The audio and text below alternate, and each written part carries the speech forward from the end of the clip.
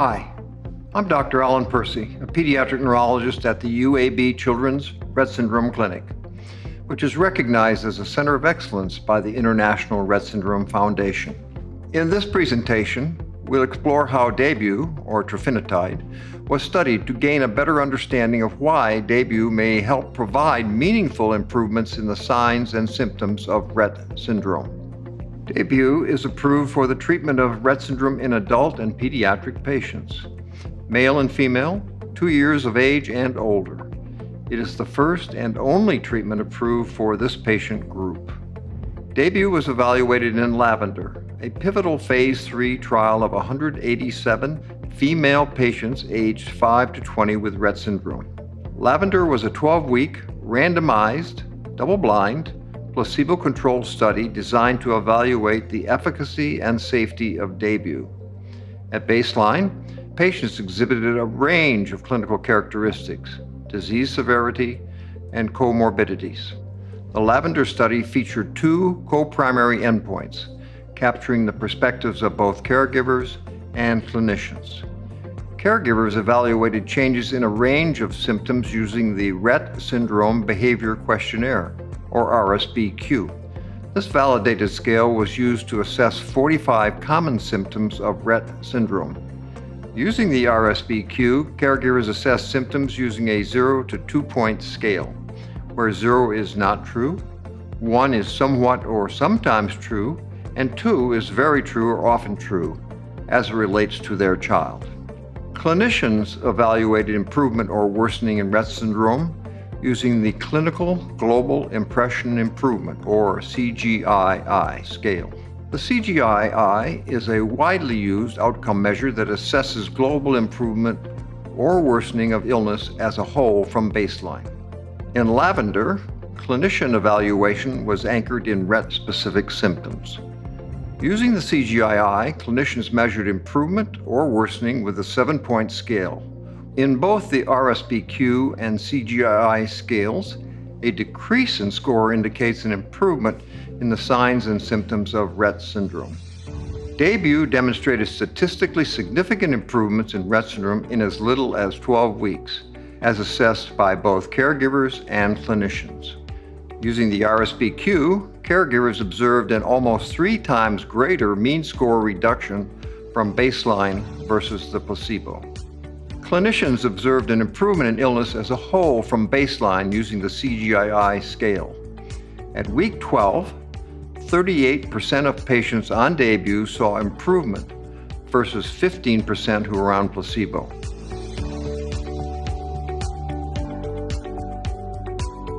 The main improvement that I've noticed is an improved attention and ability to interact with me. It could be by gestures, could be by more intense eye contact.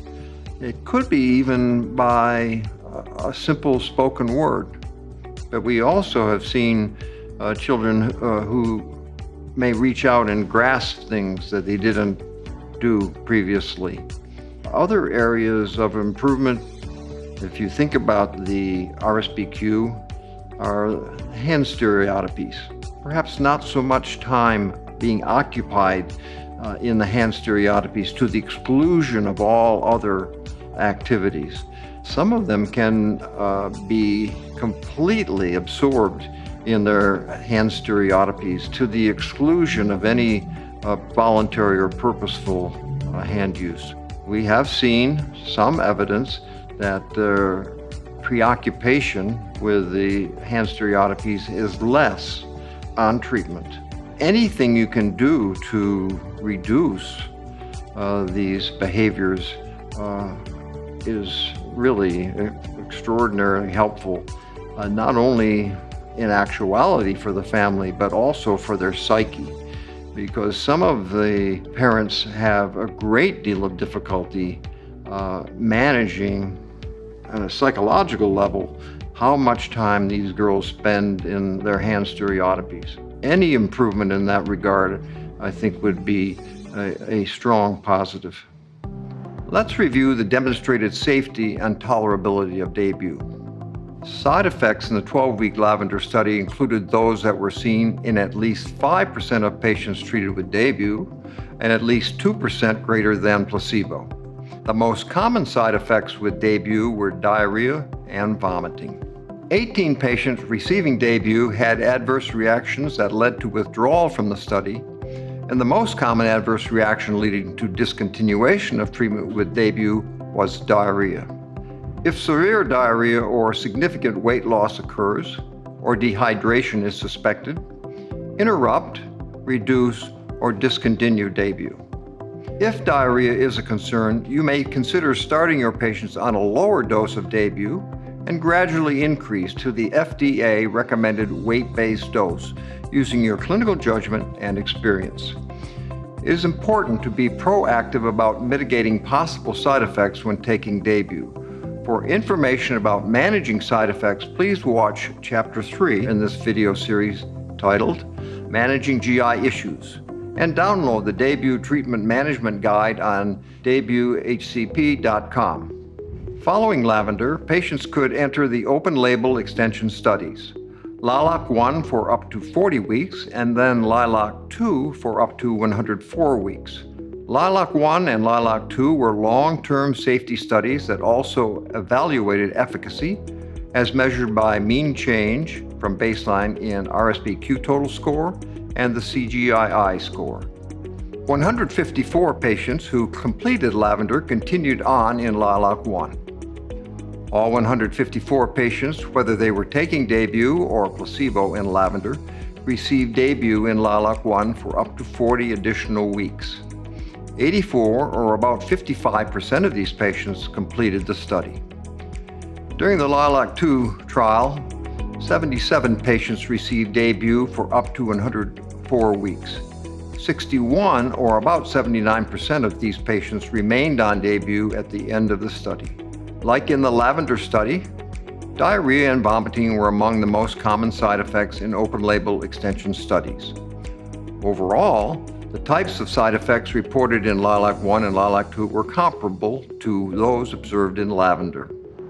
During the LILAC-1 and LILAC-2 open-label extension OLE studies, patients who continued on DAYBUE and those who switched from placebo to DAYBUE saw an improvement in signs and symptoms of Rett syndrome for up to 144 weeks. DAYBUE is a twice-daily oral solution. I advise patients to stop taking laxatives before starting DAYBUE. Once treatment is initiated, it should be taken at the recommended dosage based on a patient's weight and is given in the morning and evening with or without food. I believe it is important to see patients or speak with caregivers at 12 weeks and again in 3 months to record any improvements, address any side effects, and assess whether or not dosing adjustment is needed. Watch Chapter 2 of this DAYBUE in Practice series for important information about assessing individual needs and response to treatment. Indication: DAYBUE is indicated for the treatment of Rett syndrome in adults and pediatric patients 2 years of age and older. Important safety information, warnings and precautions. Diarrhea. In a 12-week study and in long-term studies, 85% of patients treated with DAYBUE experienced diarrhea. In those treated with DAYBUE, 49% either had persistent diarrhea or recurrence after resolution despite dose interruptions, reductions, or concomitant anti-diarrheal therapy. Diarrhea severity was mild or moderate in 96% of cases. In the 12-week study, anti-diarrheal medication was used in 51% of patients treated with DAYBUE. Advise patients to stop laxatives before starting DAYBUE. If diarrhea occurs, patients should notify their healthcare provider, consider starting anti-diarrheal treatment, and monitor hydration status and increase oral fluids if needed. Interrupt, reduce dose, or discontinue DAYBUE if severe diarrhea occurs or if dehydration is suspected. Vomiting. In a 12-week study, vomiting occurred in 29% of patients treated with DAYBUE and in 12% of patients who received placebo. Patients with Rett syndrome are at risk for aspiration and aspiration pneumonia. Aspiration and aspiration pneumonia have been reported following vomiting in patients being treated with DAYBUE. Interrupt, reduce dose, or discontinue DAYBUE if vomiting is severe or occurs despite medical management. Weight loss. In the 12-week study, 12% of patients treated with DAYBUE experienced weight loss of greater than 7% from baseline, compared to 4% of patients who received placebo. In long-term studies, 2.2% of patients discontinued treatment with DAYBUE due to weight loss. Monitor weight and interrupt, reduce dose, or discontinue DAYBUE if significant weight loss occurs. Adverse reactions. The common adverse reactions, greater than or equal to 5% for DAYBUE-treated patients and at least 2% greater than in placebo, reported in the 12-week study were diarrhea, 82% versus 20%, vomiting, 29% versus 12%, fever, 9% versus 4%, seizure, 9% versus 6%, anxiety, 8% versus 1%, decreased appetite, 8% versus 2%, fatigue, 8% versus 2%, and nasopharyngitis, 5% versus 1%. Drug interactions. Effect of DAYBUE on other drugs. DAYBUE is a weak CYP3A4 inhibitor. Therefore, plasma concentrations of CYP3A4 substrates may be increased if given concomitantly with DAYBUE. Closely monitor when DAYBUE is used in combination with orally administered CYP3A4 sensitive substrates, for which a small change in substrate plasma concentration may lead to serious toxicities. Plasma concentrations of OATP1B1 and OATP1B3 substrates may be increased if given concomitantly with DAYBUE. Avoid the concomitant use of DAYBUE with OATP1B1 and OATP1B3 substrates, for which a small change in substrate plasma concentration may lead to serious toxicities. Use in specific population. Renal impairment. DAYBUE is not recommended for patients with severe renal impairment. DAYBUE is available as an oral solution, 200 milligrams per milliliter. Please read the full prescribing information, also available at daybuehcp.com.